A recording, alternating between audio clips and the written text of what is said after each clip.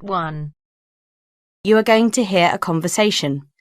First, you have some time to look at questions 1 to 7.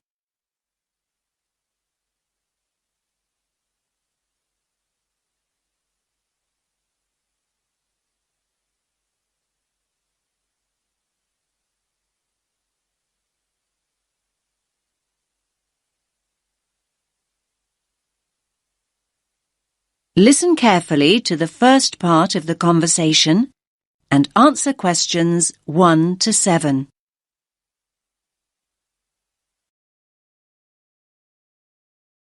Rita speaking. What should I do for you? Oh, hi. I'd like to order some stationery. Could I know your name? Jackson Paris. Right. Can I just confirm your account number and the name of your company, Jackson? Sure. The number is 692411. 692411. Right. And you're from Rainbow Computer? No, the company is Rainbow Communications. Oh, OK. I'll just fix that on the system. Communications. And what would you like to order, Jackson? Envelopes. We need a box of A4, that is, normal size envelopes. White, yellow or manila? We'll have the plain white, please, but the ones with the little windows. OK, one box. A4, white. Just one box, was it? On second thoughts, make those 2 boxes. We go through heaps of envelopes. As a matter of interest, are they made from recycled paper? No, you can't get white recycled paper. The recycled ones are grey, and they're more expensive, actually. Right, we'll stick to white then. Something else, Jackson? Yes, we need some coloured photocopy paper. What colours do you have? We've got purple, light blue, blue, light green, whatever you want pretty much. There are 500 sheets on the pack. Let me see. We're going to need a lot of blue paper for our new price lists. So can you give us 10 packs, please?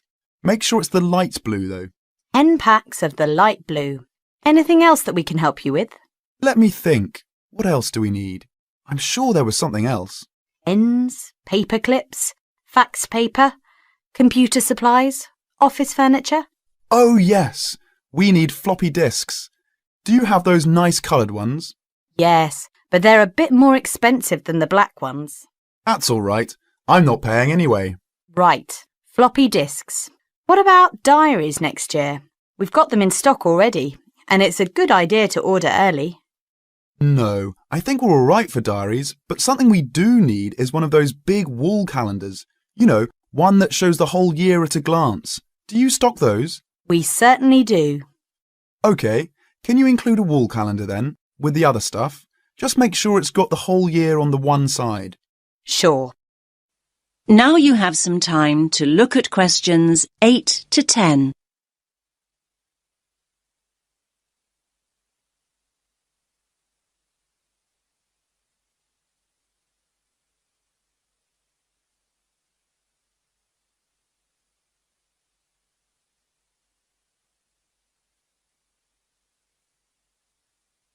Now listen to the next part of the conversation and answer questions 8 to 10. And do you have a copy of our new catalogue? No, I don't. But would you send one? Yes, I'll pop one in with the order. You'll find it a lot easier to remember what you need if you have our catalogue in front of you next time. Yes, good idea. And when can you deliver this? Should be with you tomorrow morning. Can you make sure that it's not after 11:30 a.m? Because we have to go out at 12. There's only myself here on Fridays. Fine. I'll make a note in the delivery docket that they should deliver before 11:30. Thanks very much. Thanks.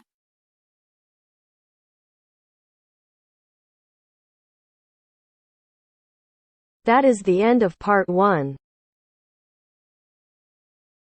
You now have half a minute to check your answers.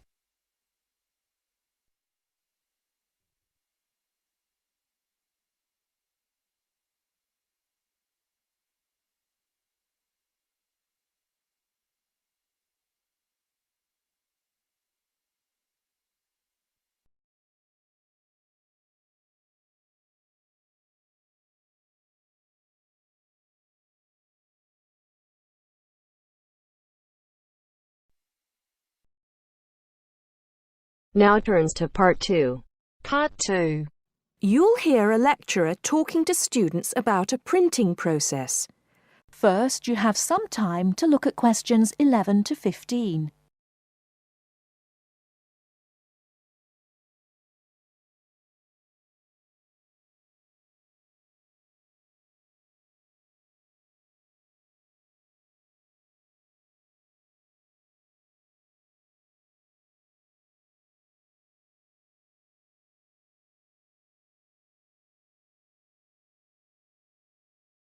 Now, listen carefully and answer questions 11 to 15.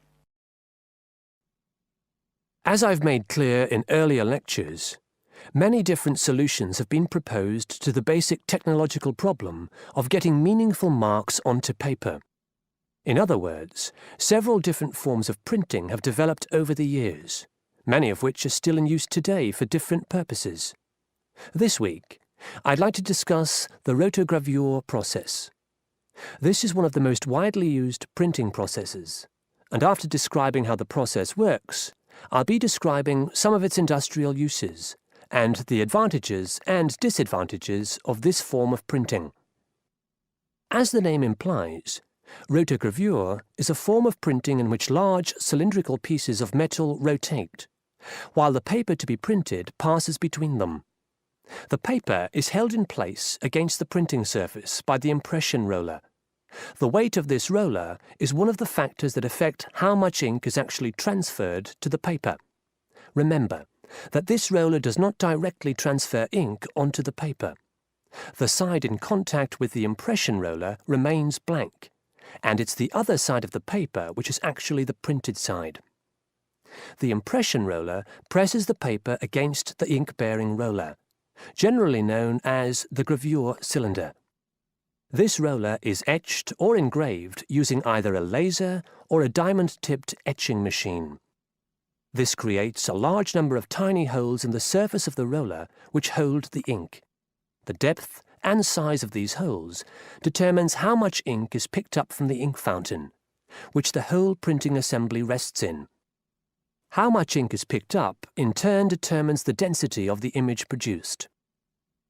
As it rotates, the lower roller picks up more ink on its surface than is required, and this needs to be removed before contact with the paper. A flat edge, called the doctor blade, scrapes against the surface and removes all ink which is not in one of the holes on the surface of the lower roller. This should lead to a clean image.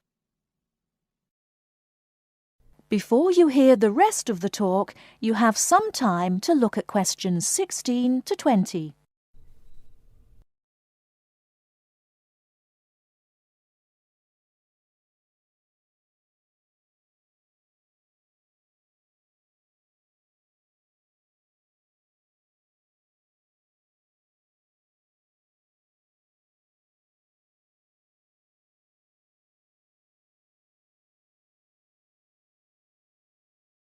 Now listen and answer questions 16 to 20. Now that we understand a little of the mechanics of rotogravure printing, I'd like to look at it in the wider context of the printing industry and discuss the main uses. One of the main advantages of the rotogravure process is that the amount of ink which can be transferred to the paper is high compared to other printing methods. This means that a broad density range can be produced. In other words, with rotogravure, it's possible to produce many different light and dark shades, making it particularly suitable for reproducing photographs and fine art. For shorter print runs, some other processes may give a finer image, but rotogravure is ideal for jobs that involve printing, for example, 1 million magazines. One common place where you'll see printed matter that has been produced by rotogravure is in the advertising material that is often inserted into Sunday newspapers. Of course, it's not just paper that can be printed by rotogravure. It's a very flexible process, since the rollers used can be made to any size required. Whether it's consumer packaging or large rolls of floor covering that need to be printed, rotogravure is a relatively cheap, quick method that is used in a variety of industries. This isn't to say that rotogravure is without its disadvantages. Probably the main drawback is the fact that, with large areas of colour, the dots are visible, even without using any kind of magnifying aid. Now, does anyone have any questions about the rotogravure process? That is the end of part 2. You now have half a minute to check your answers.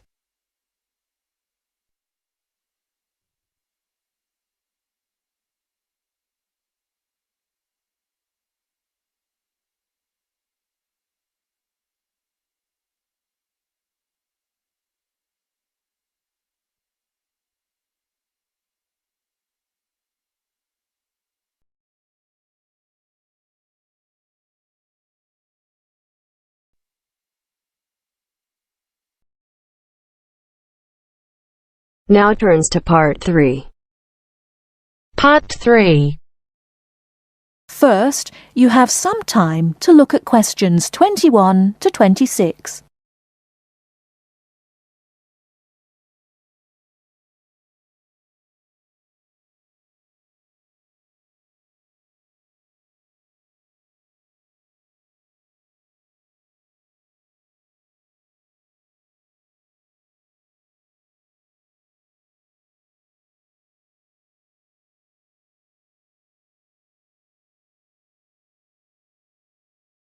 Now listen carefully and answer questions 21 to 26.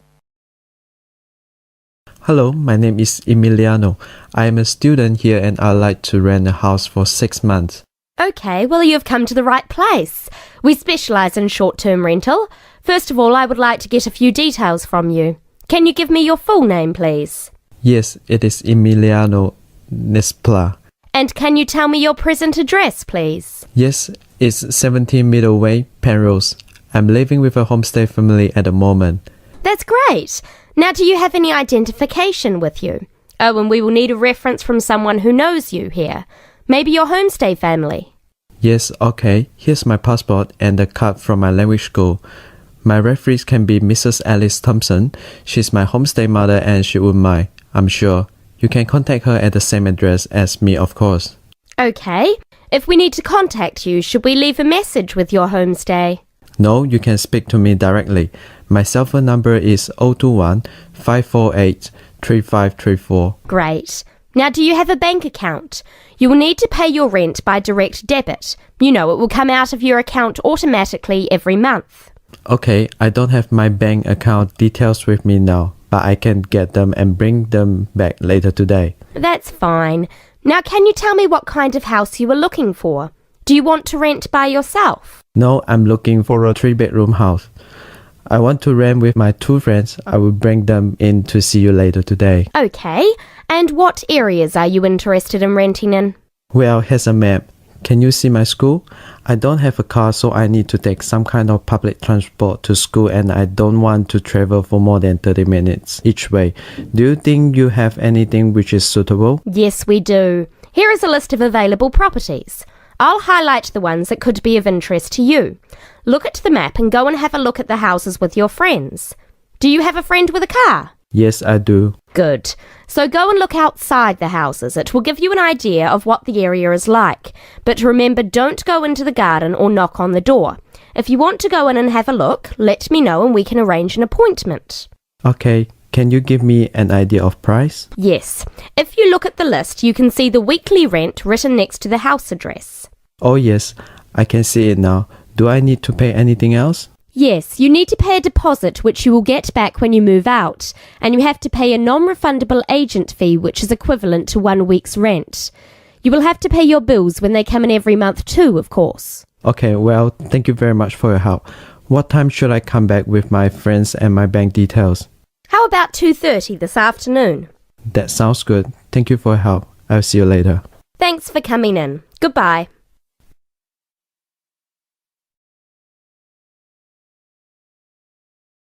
Before you hear the rest of the talk, you have some time to look at questions 27 to 30.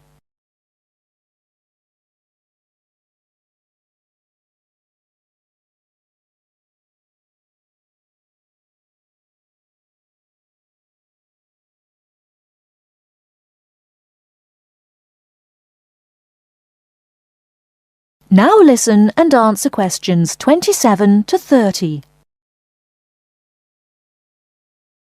Hey, don't throw that can away. Why not? I finished with it. Yes, but you can recycle things like that. Oh, I haven't got time to recycle everything I throw away. That's a terrible attitude. Don't you care about... Hello, you two. Hi, John. What are you arguing about? Oh, Sam says he doesn't have time to recycle. What do you think? Well, I agree that it can be difficult sometimes. Do you always recycle everything then, Mary? Yes, I think everyone should. I mean, look at the state of the planet. If we don't all start making an effort now, it could be too late. Well, one of the reasons I don't recycle as often as I should is that I don't really know where to go. There are no recycling facilities near me. Well, I know I said I haven't got time, but actually there is a bottle bank near the supermarket just up the road. So I suppose there are limited local facilities. So you can do your recycling outside the supermarket? Yes, but like I said, only limited. It's only a bottle bank. Well, I don't have a car, so it's very difficult for me, but I still do it. Sometimes a friend comes over and we take our recycling together, but not very often. So if your facilities are limited, then mine are very limited. Well, I suppose if you go to all that trouble, I might make more of an effort. Good. If it was up to me, I'd encourage more people to recycle. How? Well, how about some kind of incentive? A reward for anyone who makes an effort to recycle? That's a good idea. But if you think everyone should recycle, then why not penalise those who don't recycle instead of giving something to people that do? If there was a fine for anyone caught throwing recyclable materials in the rubbish, people would take more notice. Well, now you're going too far. Do you really want anyone going through your rubbish just to check if you're following the rules? No, I don't think fines are a good idea.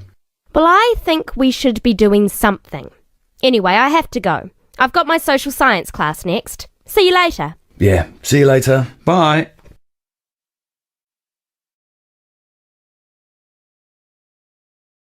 That is the end of part 3.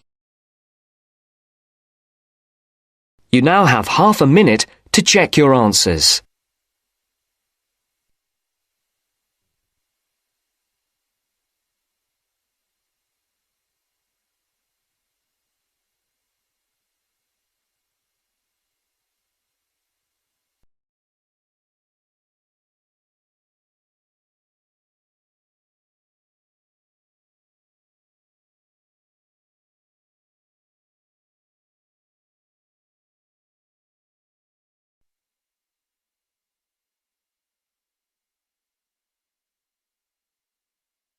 Now turns to part 4. Part 4. You will hear a postgraduate psychology student talking to other students about a job satisfaction study he has investigated.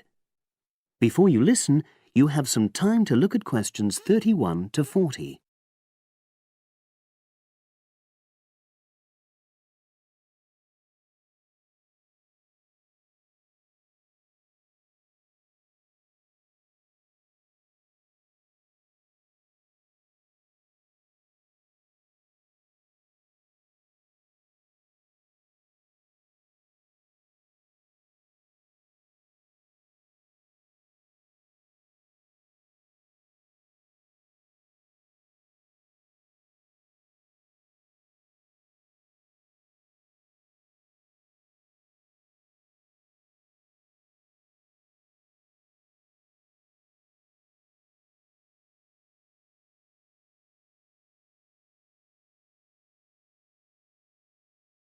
Now listen and answer questions 31 to 40. Good morning, everyone.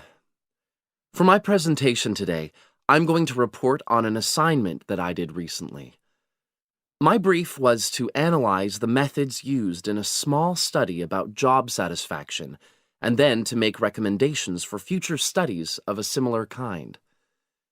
The study that I looked at had investigated the relationship between differences in gender and differences in working hours and levels of job satisfaction amongst workers. For this purpose, employees at a call center had been asked to complete a questionnaire about their work. I'll summarize the findings of that study briefly now. First of all, female full-time workers reported slightly higher levels of job satisfaction than male full-time workers. Secondly, female part-time workers reported slightly higher levels of satisfaction than female full-time ones did. On the other hand, male part-time workers experienced slightly less job satisfaction than male full-time workers. But although these results seemed interesting and capable of being explained, perhaps the most important thing to mention here is that in statistical terms, they were inconclusive.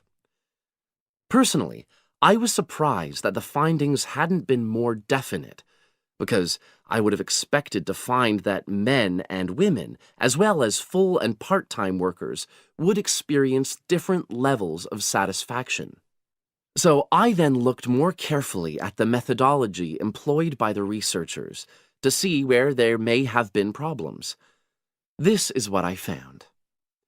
First of all, the size of the sample was probably too small. The overall total of workers who took part in the survey was 223, which sounds quite a lot, but they had to be divided up into subgroups. Also, the numbers in the different subgroups were unequal. For example, there were 154 workers in the full-time group, but only 69 in the part-time group. And amongst this part-time group, only 10 were male, compared to 59 who were female. Secondly, although quite a large number of people had been asked to take part in the survey, the response was disappointingly low. A lot of them just ignored the invitation.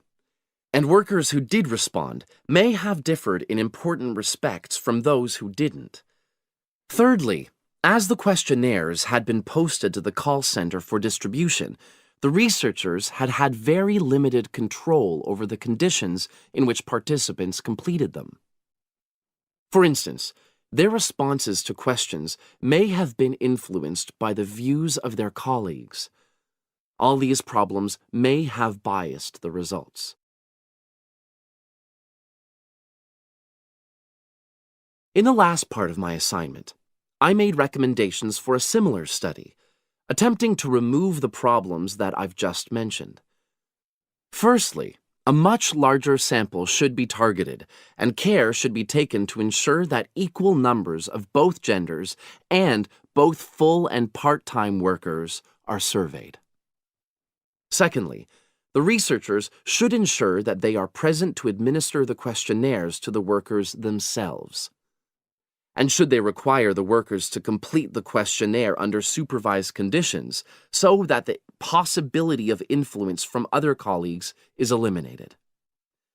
Finally, as workers may be unwilling to provide details of their job satisfaction when they are on work premises, it's important that the researchers reassure them that their responses will remain confidential, and also that they have the right to withdraw from the study at any time if they want to.